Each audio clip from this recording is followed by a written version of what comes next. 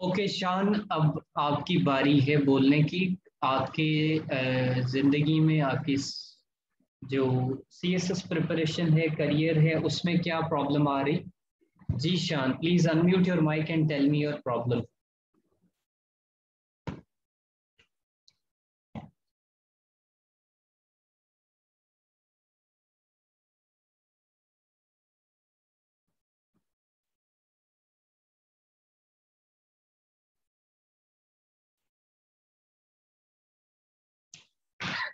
अच्छा, शान ने लीव कर लिया है, कोई बात नहीं। मैं इसको कंटिन्यू करता हूँ। तो प्लान्स जो हैं आपने ज़रूर बनाने हैं। प्लीज़ मुझे चैट में बताएं अभी कि क्या आप शॉर्ट टर्म, लॉन्ग टर्म और टू डू लिस्ट वाले प्लान्स बनाते हैं या नहीं। प्लीज़ जल्दी से बताएं चैट में।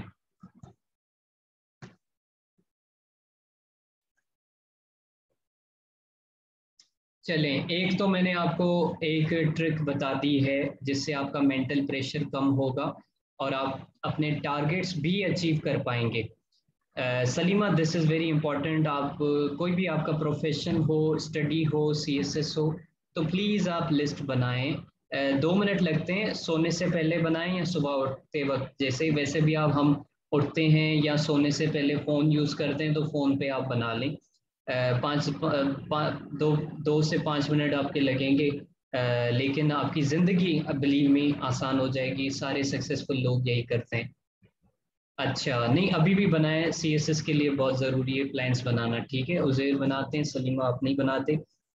शान अली, अपना माइक अनम्यूट करके आप मुझे सवाल पूछ सकते हैं मुझसे। ठीक है, फिजा अपना माइक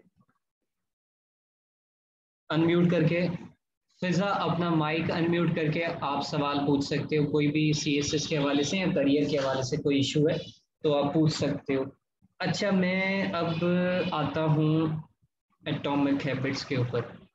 मैंने दूसरी चीज़ प्लान्स बनाने के अलावा ये बताई थी कि आप हैबिट कैसे डेवलप कर सकते हो। हैबिट आप ऐसे डेवलप करते हो कि आप छोटी छोटी टारगेट्स रखें डेली बेसिस पे। और डेली बेसिस पे आप जब टारगेट्स रखते हैं छोटे छोटे, और उनको डेली आपने करना है, यानी स्किप नहीं करना, कभी भी आप स्किप नहीं करेंगे। Sadia, thank you for rejoining. मैं आपके सवाल के तरफ दोबारा आऊँगा और मैं उसको एड्रेस करूंगा, आपको सॉल्यूशंस भी बताऊंगा और आपका माइंडसेट भी इस हवाले से करेक्ट करूंगा और मोटिवेट करने की भी कोशिश करूंगा जो भी इश्यूज हैं। No problem, no problem, net का इशू था, आई नो। तो एटॉमिक हैबिट दूसरी चीज़ से, ये बुक से मैंने पढ़ा है, आप बुक पढ़ना चाहें तो पढ़ सकते हैं। तो छोटी छोटी हैबिट्स बनाएं, इतनी छोटी के करना इजी हो जाए आपके लिए। पुशअप्स, एक पुशअप अगर रीडिंग करनी है तो 1 पेज, अगर लिखना है तो 1 पेज या एक पैराग्राफ, या मजीद कमजोर हैं तो एक सेंटेंस भी से भी आप स्टार्ट कर सकते हैं। 1 हफ्ता 2 हफ्ता करें, फिर उसको आहिस्ता आहिस्ता टारगेट्स को बढ़ाएं। ठीक है, इस तरह से आपकी हैबिट डेवलप होगी। अगर आप एक ही दिन में सोचेंगे कि मुझे एक चैप्टर पूरा पढ़ना है या एक किताब पूरा पढ़ना है, तो इस तरह से काम नहीं चलेगा, नहीं होगा। ठीक है, किसी से भी इस तरह नहीं होता। अब देखो, सीएसएस के हवाले से मैं एक थोड़ी सी जनरल बात क्या बता दूं आप सबको कि यार सीएसएस में ना सबसे ज़्यादा बड़ा मसला ये है कि ये टाइम कंज्यूमिंग चीज़ है, और इसमें आपको पता नहीं होता कि ये जो आप टाइम लगा रहे हो ये सही डायरेक्शन में है, क्या आप पास होगे, इसका नतीजा क्या होगा। क्योंकि डेली बेसिस पे आपको कुछ मिल नहीं रहा होता ना, उसका रिजल्ट नहीं मिल रहा होता। जैसे कि आप जॉब कर रहे हो तो आपको पैसे मिल रहे हैं मंथली, और मंथली ना मिले तो आपको अंदाजा होता है कि दिन के मुझे इतने पैसे मिल रहे हैं। फॉर एग्जांपल आपकी 60,000 सैलरी है तो आपको पता होता है कि दिन में मैंने काम किया है तो 2,000 मुझे मिल रहे हैं, अगर मैं छुट्टी करूंगा तो 2,000 वो काट लिए जाएंगे। तो सीएसएस में इस तरह की कोई चीज़ नहीं है। सीएसएस में यही सबसे बड़ा प्रॉब्लम है, जिस जो चीज़ आपको डीमोटिवेट करती है, जो चीज़ आपको पढ़ने से रोकती है। अगर आप पढ़ते हैं तो आप डायरेक्शन, आप कंफ्यूज होते हैं, आप डर होता है आपका कि आप शायद आप ना कर पाए। तो इसका जो हल है ना, वो मैं ऑलरेडी बता चुका हूँ। वो ये है कि आप टारगेट्स बनाएं और उन टारगेट्स को ना गेम की तरह लें, चैलेंज की तरह लें, और उनको डेली बेसिस पे अचीव करें, ताकि आपको पता चले कि आप इम्प्रूव कर रहे हैं, क्या आप टारगेट्स अचीव कर रहे हैं। अगर 1 महीने तक में आपने टारगेट्स अचीव नहीं किए, 1 महीने का टाइम लें और उसमें देखें कि 1 महीने में नहीं कर रहे आप टारगेट अचीव, डिसिप्लिन के साथ तैयारी नहीं कर रहे, तो सीएसएस को छोड़ दें, किसी और फील्ड में चले जाएं। मुझे यकीन है कि आप क्योंकि आप इतने एम्बिशियस हैं, आपने इतना सोचा है, बड़ा चैलेंज आपने ज़िंदगी में रखा है सीएसएस का, तो मुझे यकीन है कि बाकी चैलेंजेस आप कर लोगे। और वो क्योंकि बाकी चीज़ें इजी होती हैं, क्योंकि फॉर एग्जांपल बिजनेस आपने करना है तो डेली बेसिस पे आपने कोई चीज़ ओपन कर ली, कोई छोटा सा मिनी रेस्टोरेंट ओपन कर लिया और उसमें आप चीज़ें बेच रहे हो, आपके पास पैसे आ रहे हैं, आप कुछ फील कर रहे हो कि कोई आउटकम है इसका, या आप फ्रीलांसिंग कर रहे हो, राइटिंग कर रहे हो, वीडियो एडिटिंग कर रहे हो, या यूट्यूब का आपने चैनल खोल लिया तो आपको पता चल रहा है कि भाई व्यूज आ रहे हैं मुझे, या सोशल मीडिया के पेजेस आप रन कर रहे हो तो उसमें आपको डेटा डेली बेसिस पे आ रहा होता है। यूट्यूब पे सॉरी सीएसएस में इस तरह का कोई नहीं होता वो डेटा, ठीक है। तो वो आपने खुद के लिए खुद बनाना है, वो टारगेट्स की सूरत में बनाए, और ये अपना यकीन बना लें कि अगर आपने टारगेट्स अचीव किए तो आपका पास होगा सीएसएस। अगर आप 1 महीने तक आपने किए टारगेट्स अचीव, कभी नहीं किए, तो उसी से आपको अंदाजा हो जाएगा कि आपका नहीं होगा। दूसरी बात कि देखो, आप 6 महीने, 8 महीने, 1 साल, 2 साल लोग लगाते हैं सीएसएस में, तो प्रॉब्लम ये होती है कि ये यूथफुल टाइम है, एनर्जी है, इस टाइम पे आप लोग, बाकी लोग बहुत कुछ कर रहे होते हैं और हम सोच रहे होते हैं कि हम अपना टाइम वेस्ट कर रहे हैं। तो इसमें कोई शक नहीं कि जो आप सोच रहे हो वो मतलब कि वाकई हम टाइम वेस्ट कर रहे होते हैं, ठीक है। तो इस टाइम वेस्ट को हमने कैसे बचाना है, क्योंकि सीएसएस भी हमने करना है लेकिन हमने इस टाइम को भी बचाना है। तो देखो, आज मैं आप सबको एक चैलेंज दे रहा हूँ कि अगले 6 से 8 महीने फेब तक आप जी जान से लगा के तैयारी करें, और उसके बाद फरवरी के बाद आप भूल जाएं कि सीएसएस आपने दिया है, या सीएसएस में पास होंगे, या सीएसएस का कुछ होगा, आप भूल जाएं, बिल्कुल मैं भी भूल चुका हूँ। और फेब के एंड से आप नई जिंदगी शुरू करें, नई जॉब करें, नया बिजनेस करें, कुछ नया सीखें, कुछ नई स्टडीज करें, अपना टाइम उसी में लगा दें। क्योंकि अक्सर ये होता है कि स्टूडेंट्स अपेयर होते हैं और उसके बाद वो कहते हैं कि मैं सीएसएस का रिजल्ट का इंतज़ार करता हूँ, तो ये वेस्टेज ऑफ टाइम है। दूसरा ये है कि कुछ स्टूडेंट कहते हैं कि मैं फिर भी तैयारी करूंगा, तो तैयारी आप करते नहीं हो सही से, क्योंकि आपको मतलब आप मेरेकल के इंतजार में होते हैं, आप कहते हैं कि घर वाले दुआएं करें, हो सकता है हो जाए, इसलिए आप जी जान लगा के आप नहीं पढ़ रहे होते। ये ऐसा कॉम्पिटिटिव एग्जाम है जिसमें आपने जी जान लगा के, कश्तियां जला के आपने काम करना होता है, ठीक है। जी वेलकम उज़ैर। लेकिन आप अगर डाउटफुल होंगे ना कि यार करूं या ना करूं, तो फिर मैं समझता हूँ आपके लिए 2-3 साल भी आप ज़ाया कर जाओगे, और इससे अच्छा है कि कुछ और कर लो, ठीक है। ये मेरी ऑनेस्ट एडवाइस है, मैंने बहुत अपनी, ये मेरी बचपन का सीएसएस था, ठीक है। मैंने खुद ही चूज़ किया था, मुझे किसी ने नहीं कहा था कि आप सीएसएस करो। मुझे जैसे ही पता चला, मैंने किसी से पूछा था कि पाकिस्तान की सबसे बड़ी पोस्ट कौन सी है, तो ये मेरे ख्याल में 4th या 5th क्लास में था, 5th में था। तो मुझे किसी ने कहा कि प्रेसिडेंट पाकिस्तान, मैंने कहा वो तो उसमें तो बहुत टाइम लगेगा, उसकी एज लिमिट भी शायद ज़्यादा है। तो फिर उसने कहा कि फिर आप सीएसएस करना, तो मैंने कहा ठीक है। उस दिन से मैंने सोचा, और तब से मेरा माइंड बना हुआ था। फिर मैंने आहिस्ता आहिस्ता तैयारी भी की, फिर यूनिवर्सिटी में चला गया, उसमें फंस गया, बीबीए किया। उस दौरान मैं नहीं कर पाया सीएससी की तैयारी, लेकिन 2018 के दिसंबर में जो है मैं पास आउट हुआ था। और 2019 में, यानी 2-3 महीने के बाद में 2019 फेब के अटेम्प्ट में मैं अपेयर हुआ था, जिसमें मैं फेल हुआ था। वो मेरा फर्स्ट अटेम्प्ट था, और ये अभी मेरा सेकंड अटेम्प्ट है। 2019 के बाद, फेब के बाद मैंने सोचा मैं तैयारी भी करूंगा, क्योंकि मुझे पता था अच्छा नहीं हुआ अटेम्प्ट, लेकिन मेरे जहन में था शायद कोई मिरेकल हो जाए, ठीक है, ये सबके साथ होता है। और एग्जाम मुझे मेरे मेंटोर ने भी बता रखा था, मेरे नहीं बल्कि हमारे मेंटोर एकेडमी के थे, एकेडमी पे बताया था उन्होंने कि आप अगर डाउटफुल हैं तो अटेम्प्ट के लिए ना जाएं, क्योंकि फेब अटेम्प्ट के बाद जो है वो आप पढ़ते नहीं हैं, ठीक है, तो उससे मज़ीद टाइम ज़ाया होता है। तो लेकिन मैं चला गया, एक्सपीरियंस की खातिर गया था, एक्सपीरियंस तो मिला, लेकिन मैं पढ़ नहीं सका। मैं यूट्यूब चला रहा था, कोई और चीज़ें कर रहा था, और लेकिन 2019 मैंने पूरा वेस्ट किया। फिर अक्टूबर में रिजल्ट आया, फेल हुआ, तो मेरी हिम्मत नहीं हुई। मैंने समझा टाइम कम है, 3-4 महीने में तैयारी नहीं होगी, तो मैंने वो 2020 वाला स्किप कर लिया। 2020 फेब में मैंने एक एडवर्टाइजमेंट पढ़ी कि भाई हमें एक सब एडिटर चाहिए। मैंने sub editor global village space के लिए अप्लाई किया। तो उनकी यूट्यूब की वजह से और अंग्रेज़ी और नॉलेज की वजह से उनको मेरी अच्छी लगी परफॉर्मेंस, तो उन्होंने मुझे 2 बार प्रमोट किया।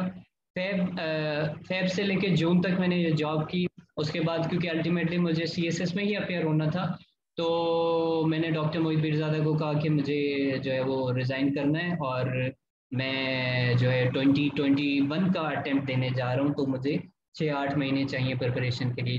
मिड जून में मैंने उनको कहा, जून में कहा, तो उन्होंने कहा आप C S S is not the end of the world, और सी एस एस अगर करनी भी है तो आप 1-2 साल रुको, तैयारी करो, आप आराम से करो, आपकी एज कम है, और आप जो अगर मतलब वो उनका ये मौक़िफ़ था कि आप अगर सी एस एस दे रहे हो तो अच्छे ग्रुप के लिए दे रहे हो। मैंने कहा हाँ।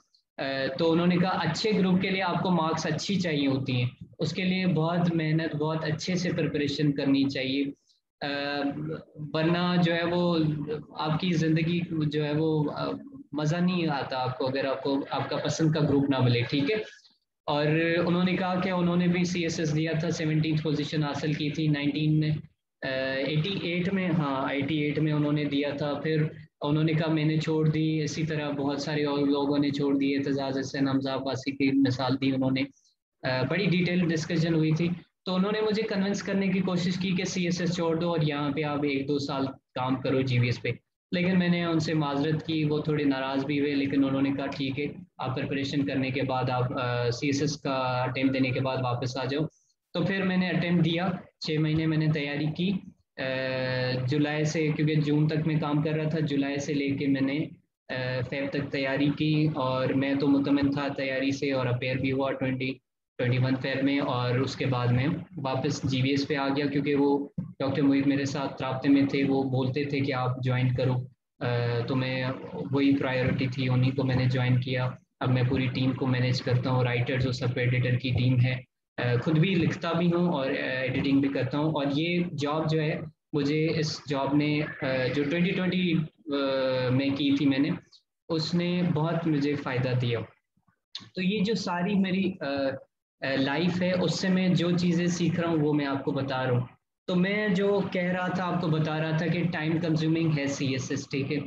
अब देखो, अब अगर मेरा रिजल्ट मैं पास भी हो जाता हूँ ना अक्टूबर में, ठीक है, तो मेरा इंटरव्यू होगा, ठीक है, 2-3 महीने के बाद, यानी जनवरी में या फरवरी में, और उसके बाद ये जुलाई में जो जाके रिजल्ट आएगा इंटरव्यू का। फिर 2022 में के एंड में जाके ट्रेनिंग शुरू होगी, और 2 साल की ट्रेनिंग होगी, यानी 2023 और 2024 ये भी मेरे गए। तो अब टोटल आप अंदाज़ा लगा लो कि कितने साल जो है हमारे जाते हैं। 2024 में जाके मैं जाके एंड में जाके मेरी एलोकेशन, मतलब एलोकेशन नहीं, पोस्टिंग होगी। तो तकरीबन मेरा ख्याल है कि बहुत सारे साल हैं, ठीक है, आप खुद कैलकुलेट कर लीजिएगा। तो ये बड़ा प्रोसेस है, इस वजह से मैं बोल रहा हूँ कि अगर आप सी एस एस में गए हो तो जितना आप टाइम बचा सकते हो उतना बचाओ। अभी आप फैसला कर लो कि 2022 में अपेयर होना है, 6 महीने हैं आपके पास, सही से डायरेक्शन में तैयारी करो, टारगेट्स बनाओ, short term long term. Targets बनाओगे तो इजी हो जाएगा। सादिया, आपके लिए भी यही एडवाइस है। अब मैं सादिया के सवाल की तरफ आता हूँ। अच्छा, एक एक चीज़ और भी मैं आपको बता दूं, जो मैंने लास्ट ईयर जीवीएस ज्वाइन की थी 4-5 महीने के लिए, उससे मैं बहुत कुछ सीखा, ठीक है। Uzair, no problem, it's okay. तो दूसरा ये था कि अच्छा, मैं कोशिश करूंगा मैं अपलोड कर दूं, अगर किसी को एतराज़ ना हो तो अपलोड कर दूंगा यूट्यूब पे ये, और लिंक भी शेयर कर दूंगा। अगर किसी को एतराज़ हो तो प्लीज़ चैट में बता दीजिएगा। तो मैंने क्या किया, हाँ मैंने ये सीखा कि जब आप क्या करते हो, जब आप जॉब करते हो ना, आप बहुत सीखते हो, आपका जहन खुलता है, आपका प्रेशर कम हो जाता है। क्योंकि मुझे ऐसा फील होने लगा कि यार I have become already a successful person, अगर सीएसएस मेरा नहीं हुआ तो मुझे अपने पसंद की इंटरेस्टिंग फील्ड मिल गई है, उसमें एक्सपीरियंस भी बन रहा, which is the news industry, which is news industry. और तो इस वजह से मुझे मज़ीद कॉन्फिडेंस मिल गया। तो जब मैं एग्ज़ाम में जाके बैठा तो मुझे ये कॉन्फिडेंस भी था, दूसरा एक्सपीरियंस भी था राइटिंग का, एडिटिंग का। यानी आप बहुत सारी चीज़ें सीखते हो, भले इस इंडस्ट्री में ना भी जाओ तो भी आप इनडायरेक्टली बहुत सारी चीज़ें सीखते हो, और ये आपको इंटरव्यू में भी काम आएगी। तो आप अगर हो सके, अब अभी तो टाइम आपके पास कम है, अगर आप अभी तैयारी कर रहे हो नेक्स्ट अटेम्प्ट के लिए 2022 के लिए, तो फिर आप पूरा टाइम लगा के करो, ठीक है। लेकिन अगर आप 22 में अपेयर नहीं हो रहे फरवरी में, तो फिर आप कोई और भी जॉब करो, पार्ट टाइम करो, 6 7 8 घंटे करो, और बाकी 6 7 8 घंटे आप प्रिपरेशन के लिए दो। अगर 1.5 साल 2 साल आप तैयारी 8 घंटे रोजाना करते हो ना, तो आराम से आपका हो जाएगा, ठीक है। Believe me, this is possible. उससे होगा क्या, उससे ये होगा कि बैकअप आपका क्रिएट हो जाएगा। जैसे कि आप बोलते हो ना कि भाई मैं डिग्री इसलिए कर रहा हूँ कि मेरी बैकअप हो जाए, ठीक है।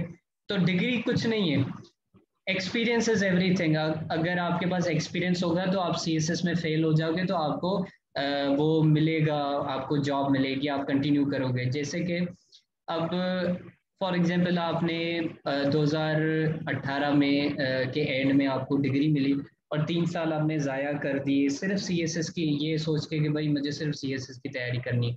तो 3 साल इसके बजाय ये जो आप सीएसएस को सिर्फ दे रहे हो, उसके बजाय अगर आपने एक्सपीरियंस ले रखा होता अपनी फील्ड में, तो आपकी सीएसएस के 17 ग्रेड के ऑफिसर से अच्छी सैलरी होती, आपको टेंशन नहीं होती, आपके पास बैकअप होता, आपकी लाइफ सेटल्ड होती, और हो सकता है आप उस फील्ड में बहुत आगे निकल चुके होते।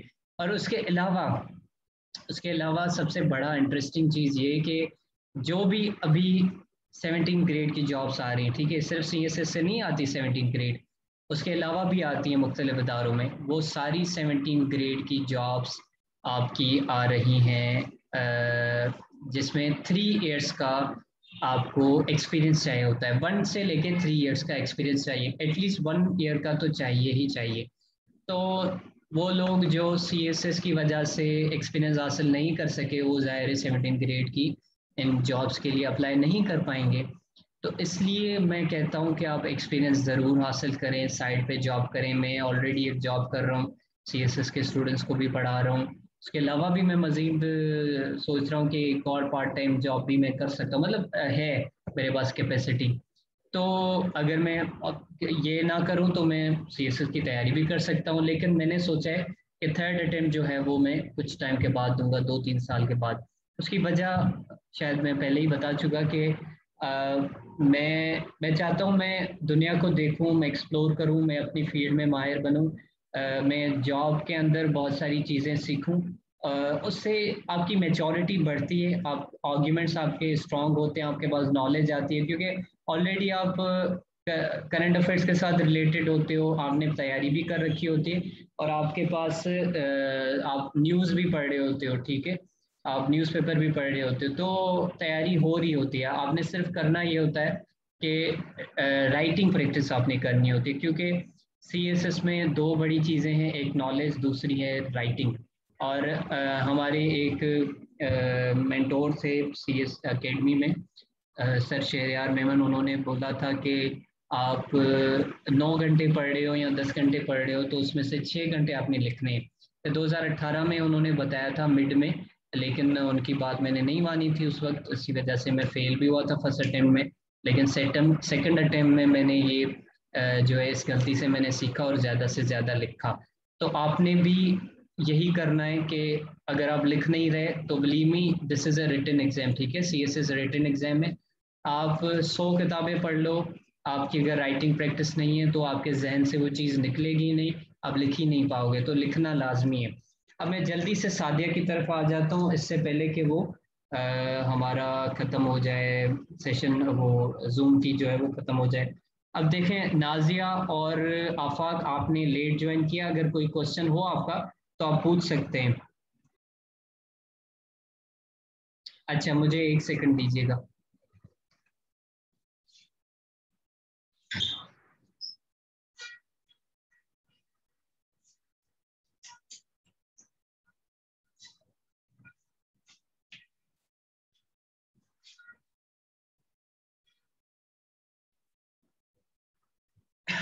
ओके सादिया, मैं वो कर रहा था, लाइट ऑन कर रहा था। मुझे जल्दी से बताएं कि अ, आप डेली या डेली टू डू लिस्ट बनाते हैं, और क्या आपने लॉन्ग टर्म का सीएसएस का प्लान बनाया है? शॉर्ट टर्म, लॉन्ग टर्म, 6 महीने का, 8 महीने का? सर रिसेंटली मैंने नहीं बनाया होगा, ठीक है, लेकिन जब मैंने सोचा था अबाउट 1 ईयर अगो कि मैं ये करूंगी, तब मैंने प्लान बनाया था और मैं उस पे अमल भी कर रही थी, लेकिन कुछ इस तरह से मामला हुए कि उसके बाद मैंने अब उसको नहीं किया कर नहीं। रहे? अब लेकिन नहीं ये कर है रहे? कि पीपीएससी की, जी नहीं, अभी तो इस तरह से है कि जो पीपीएससी के पेपर्स आ रहे हैं मैं उनके लिए प्रिपरेशन कर रही हूँ, वो मेरी चल रही है उनके साथ। और डेली कब बेसिस है पे पीपीएस, इंग्लिश जो, ये कब है पेपर्स? सर ये पीपीएससी की जो, एक तो मैंने तहसीलदार में अप्लाई किया था, ठीक है, उसके लिए मैं कोशिश कर रही हूँ, और एक मेरा इंटरव्यू इंटरव्यू से पहले ना टाइपिंग टेस्ट है एक, एक मैं उसके लिए प्रैक्टिस कर रही हूँ थोड़ी सी। तो ये वाली मेरी चल रही है अभी। तकरीबन 1 डेढ़ महीना हो गया मैंने सीएसएस की जो है ना वो तैयारी बिल्कुल बंद कर दी। मैंने कहा शायद ये वाकई मैं नहीं कर सकती या इस तरह से। लेकिन उसके बाद फिर मैं एक जुनून, एक पता नहीं क्या, एक कीड़ा मेरे दिमाग में जो मुझे टिकने नहीं देता कि नहीं यार, अगर तुम्हारा एमए हो गया तो ये भी हो जाएगा। तो इसलिए ये है कि वो मतलब एक नॉर्मल बंदा जब एमए करता है उसके लिए वो बड़ी बात नहीं होती, लेकिन अगर आप शादी के बाद 2 बच्चों के साथ और अपनी जॉइंट फैमिली के साथ एमए करते हो ना, तो वो अप्रिसिएशन होती है कि यार मैंने इस सिचुएशन में एमए कर लिया ना, तो मैं सीएसएस भी कर सकती हूँ। जी जी, लेकिन बस बिल्कुल वो आप फिर कर कुछ इस सकते हो, तरह कर सकते हो। देखो, अब मैं आपकी प्रॉब्लम तो के ऊपर आता हूँ जी, प्लीज। जी जी। तो ऐसा है सर कि शायद कुछ लोग तो होते ही हैं, मतलब आपको डिमोटिवेट करने के लिए, या आप नहीं कर सकते इस तरह से।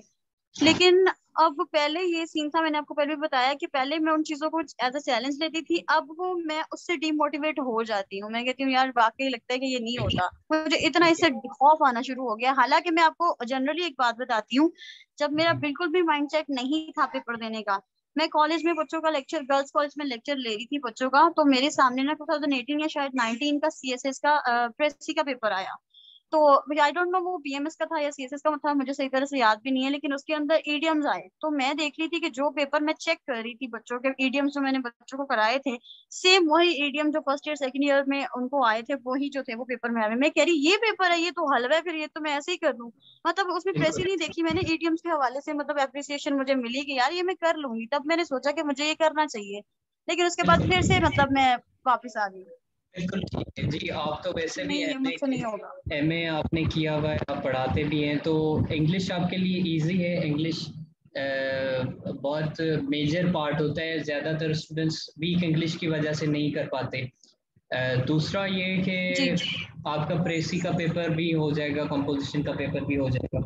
लेकिन कुछ प्रॉब्लम्स जो है ना जी मैंने इंशाल्लाह। आइडेंटिफाई किए हैं आपके, आपकी पूरी प्रिपरेशन में, आपकी लाइफ में। वो मैं पहले पहले मैंने कुछ डिस्कस किए, लेकिन वो आप जी जी सर, एक्चुअली जहां तक सपोर्ट की एक चीज और ऐड करना चाहूंगी, सपोर्ट जी की जी बात है ना, तो मेरे जो हस्बैंड है ना वो एक्चुअली तो सपोर्टर है, लेकिन उनको ये लगता है कि ये जो सीएसएस पीपीएससी और जितनी भी चीजें हैं ना, ये सारी ड्रामा ही होती हैं, और ये ना बस तुम अपना टाइम वेस्ट कर रही हो, तो इसमें कोई जरूरत नहीं है करने की ना। तो एक्चुअली उन्होंने तो बस मुझे कहा अगर तुम वैसे अपनी खुशी के लिए करना चाह रही हो तो मुझे कोई एतराज नहीं है, लेकिन ये सारे जो है ना उन्होंने पहले से बुक की ठीक हुई है होती हैं, तो तुम्हें मतलब जब घर का एनवायरनमेंट ऐसा हो ना, तो फिर वो थोड़ा इंसान शायद हो जाता है डिमोटिवेट। जी, मैं समझ गया आपकी बात, ठीक है। अच्छा, अब मैं बोलता हूँ, ठीक है। जी देखो, जी ये जो आप बोल रहे हो ना कि अ, आपके हस्बैंड बोलते हैं कि खुशी के लिए, तो देखो ठीक है, उनको यही बोलो कि मैं खुशी के लिए ही कर रही हूँ, ठीक है। और मुझे यकीन है आप यही बोलते होगे, लेकिन जब भी ये बात आती है तो आप उनको ये बोलें कि मैं खुशी के लिए कर रही हूँ। अपना जो एक इसको चैलेंज समझ के कर रही हूँ।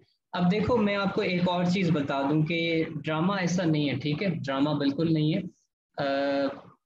किसी ज़माने में कहीं बहुत करप्शन होती होगी, मेरिट की धज्जियां उड़ती होंगी, अभी भी एक दो सीट्स के ऊपर, या इवन 200 सीट्स हैं तो उसमें शायद 3-4 सीट्स में होता होगा ऐसा, जिसमें किसी की सिफारिश चल जाती होगी। सीएसएस में तो मैंने कभी नहीं सुना, ये पीएमएस की बात कर रहा हूँ। सिंध में तो बहुत गंदे, आप पंजाब से हैं आई थिंक, तो पंजाब की आपने टेंशन नहीं लेनी। और फिर मुख्तलिफ इदारे होते हैं जो उनके ऊपर नज़र रख रहे होते हैं, FINA, एंटी करप्शन एस्टेब्लिशमेंट, और पीपीएससी खुद भी एक बहुत अच्छा अदारा है, FPSC भी हाँ जी। तो ये सारे अच्छे क्रेडिबल इदारे हैं। तो ये जहन में आप निकाल कीजिएगा अपने के मैं जो मेहनत करूंगी वो सिर्फ इसलिए ज़ाया हो जाएगी कि मेरिट ना होगी।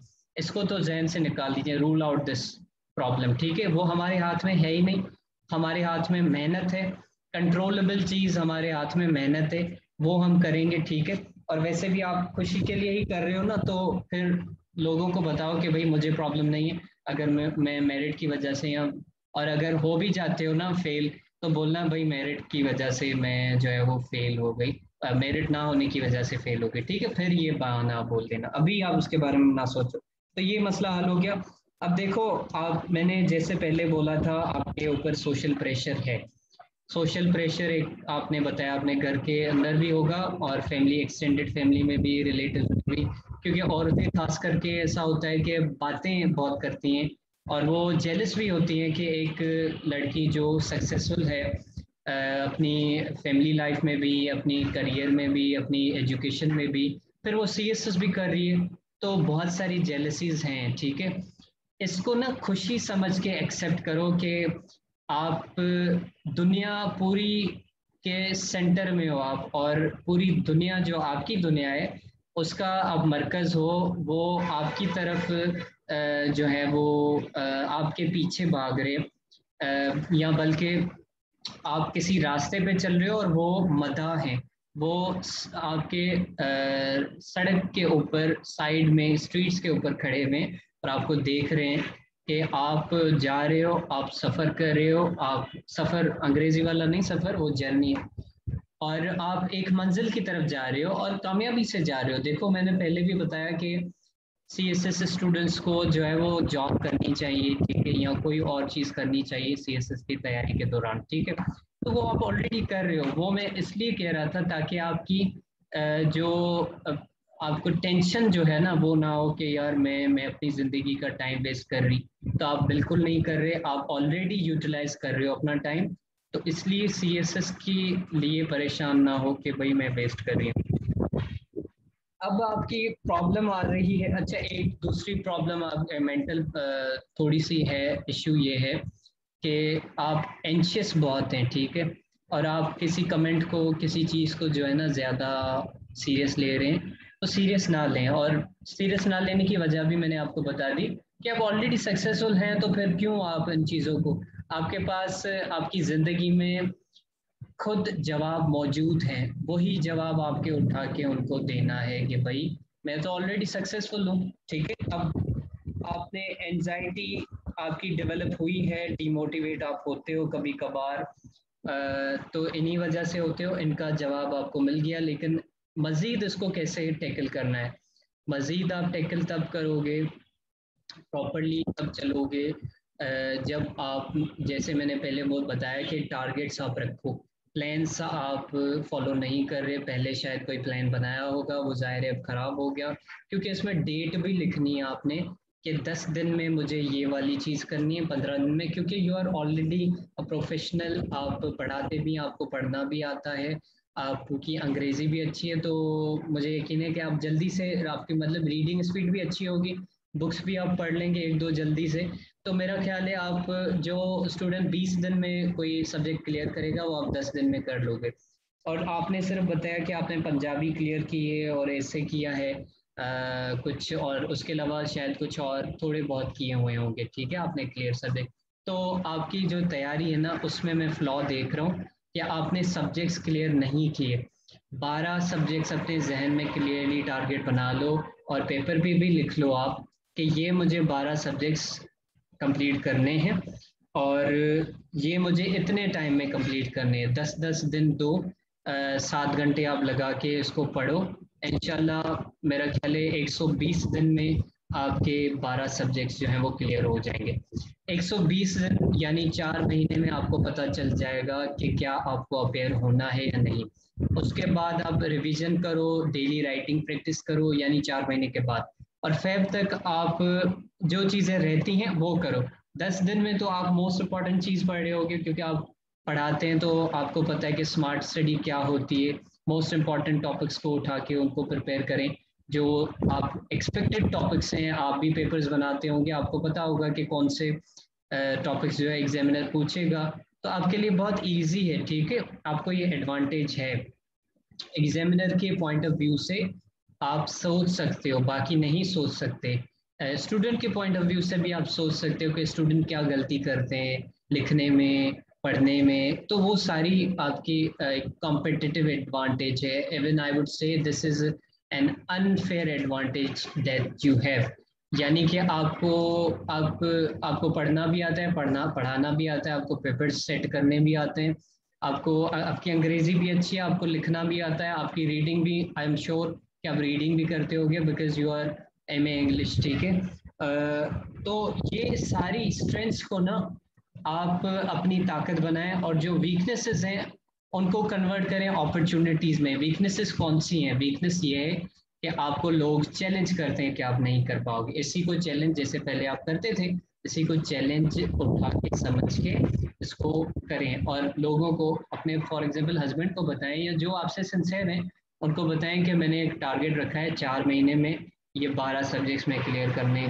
का टारगेट रख रही हूँ, और ये मैंने 4 महीने में कर लिया तो मैं समझूंगी कि मैं सीएसएस कर सकती हूँ, अदरवाइज मैं इसको जो है वो छोड़ दूंगी। ठीक है, फिर आप भले बाकी जो चीज़ें पीपीएससी के हैं वो करें। तो इसके लिए आपने 4 महीने आप प्लीज़ लगाएं, अभी से उसकी जान छुड़ाएं। 4 महीने में एक काम करके जान छुड़ाएं, 4 महीने में आपको पता चल जाए कि आप 2022 में अपेयर होंगे या नहीं होंगे, अभी से कर ले। ठीक है, अगर आपने 22 में अपेयर नहीं होना, क्योंकि आपने बताया था कि आप अपने अपने आपने अपेयर होना है, तो इसीलिए मैंने उस हिसाब से बताया। अगर आपने अपेयर नहीं होना तो फिर आप 3-4 घंटे पढ़ें और 2 साल 1.5 साल अगले जो है वो उसको दें, और उनको उसी मुताबिक आप जो है वो उसका टारगेट बनाएं, लॉन्ग टर्म प्लान बनाएं। लेकिन मेरी एडवाइस ये है कि 4 महीने में करके जान छुड़वाएं इससे। ये जब आपका फेब तक हो जाता है, ये आप साइड पे रख देंगे, फिर एक नया चैलेंज, फिर नई जिंदगी, फिर नई कोई चीज़। ठीक है, तो वो आप स्टार्ट कर सकते हैं, लेकिन अभी आप प्लीज़ ये करें, ये मेरी जो है वो सिंसियर एडवाइस है। टाइम मैनेजमेंट का इशू मैंने आपके अंदर देखा है। आपने कहा 7 घंटे दे सकते हो, लेकिन उसके बावजूद इतने महीनों में आपने जो है वो सब्जेक्ट्स बहुत कम क्लियर किए हैं। ठीक है, कम कवर किए हैं, तो कोशिश करें कि टाइम को मैनेज करना सीखें। आप भले दिन में सो जाएं 1 घंटा, उससे ये होगा कि नया दिन आपको ऐसा लगेगा नया दिन स्टार्ट हो गया, शायद आप करते होंगे, और उससे रीबूट हो जाता है, रिफ्रेश हो जाता है माइंड, तो उससे आपकी पढ़ाई जो है वो बड़ी इजीली हो सकती है, आप बहुत आसानी से पढ़ सकती हो, आपकी फ्रेश माइंड के साथ रिटेंशन भी अच्छी हो जाएगी।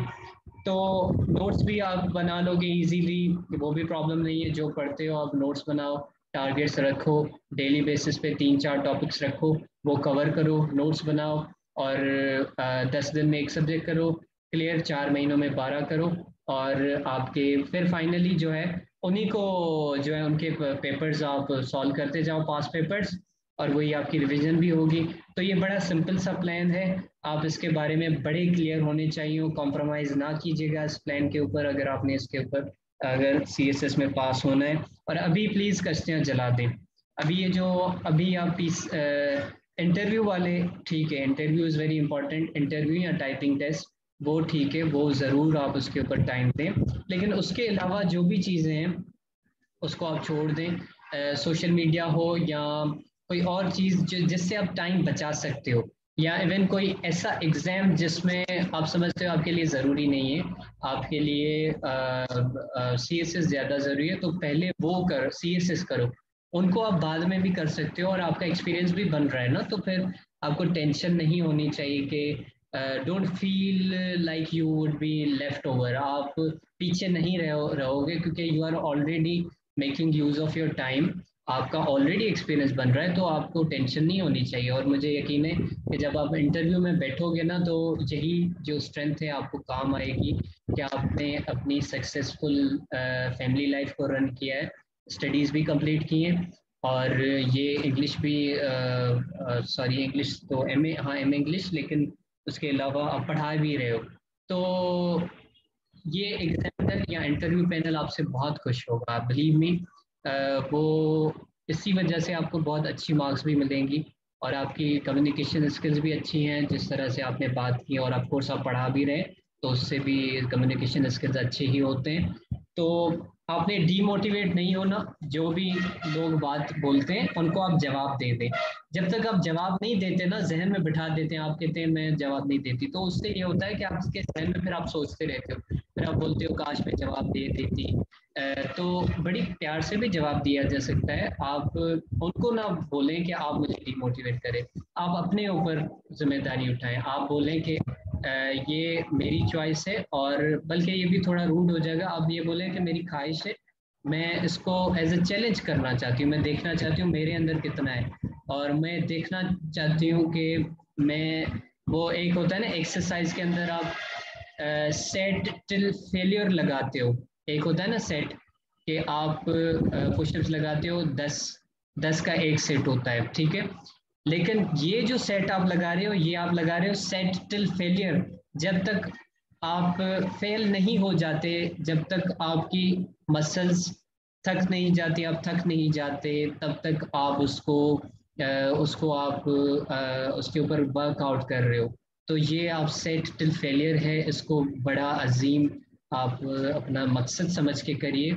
आई सल्यूट यू कि आप इतने सारे मल्टीपल काम करके भी इतना अच्छा आप कर रहे हो काम, CSS का आपने चैलेंज लिया है, और मुझे यकीन आप कर जाओगे। आपने सिर्फ 12 सब्जेक्ट्स कंप्लीट करने, बाकी सारी चीज़ें भूल जाएं, डिमोटिवेशन भूल जाएं। जब टारगेट्स आपके सामने होंगे और टारगेट्स आप अचीव कर रहे होंगे ना, तो ये डिमोटिवेशन जो आपको मिलती है लोगों की तरफ से, वो आप भूल जाओगे। दूसरा टिप मैं आपको ये दे दूं कि कोशिश करें कि जो लोग आपको डीमोटिवेट करते हैं उनसे बात कम कर दें।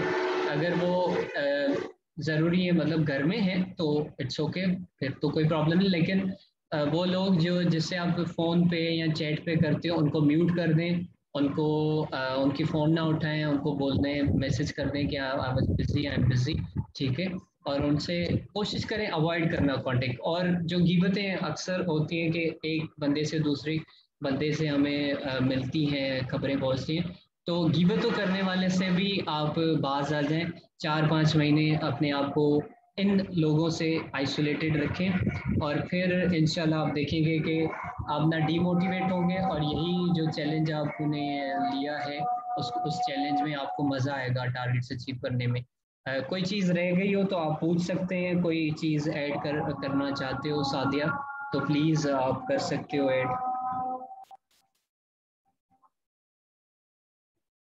जी जी सादिया। नहीं सर, थैंक यू, बहुत शुक्रिया, बहुत मोटिवेशन मिली है आपसे मुझे, और बहुत शुक्रिया। और मैं कोशिश करूंगी कि जो आपने सजेस्ट किया है उसको मैं अच्छे से फॉलो करूँ इंशाल्लाह। Thank you so much, I am glad to hear this, thank you. अच्छा, अब अहमद आप कुछ और पूछना। माशाल्लाह से आपका सेशन बहुत अच्छा रहा है, बहुत अच्छे तरीके से आप दूसरों को गाइड करते हैं, अल्लाह ताला आपको भी कामयाब करे। थैंक यू सो मच जी, मेरा यही एक मकसद है कि गाइड करना और दुआएं हासिल करना। Thank you so much. अच्छा अहमद, आप चैट में पूछ रहे हो कि some time after reading a felt bad, I felt bad, like whenever I study about history of Pakistan, I can't stop crying. Any suggestions? अच्छा, आपके अंदर फीलिंग्स है ना, आप सेंसिटिव हो, तो यार ये तो बहुत अच्छा आपकी आपकी मतलब क्वालिटी है